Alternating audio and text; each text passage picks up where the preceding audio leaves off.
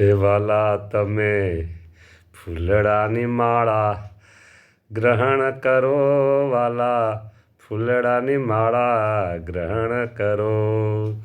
ગ્રહણ કરજો તમે માળા બનાવનાર તમારા બાળ મુક્તને આશીર્વાદ દેજો, વાલા આશીર્વાદ દેજો. તમારી ગમતી રુચિમાં જીવન જીવે એવા આશીર્વાદ દેજો. જીવનમાં સારી સારી પ્રગતિ કરે, તમારું નામ દુનિયામાં રોશન કરે એવા આશીર્વાદ દેજો. આ નાના તમારા બાળ મુક્તને કેવી સરસ મજાની માળા, પ્રભુ કેવી સરસ મજાની માળા તમારે માટે કરી છે તૈયાર, વાલા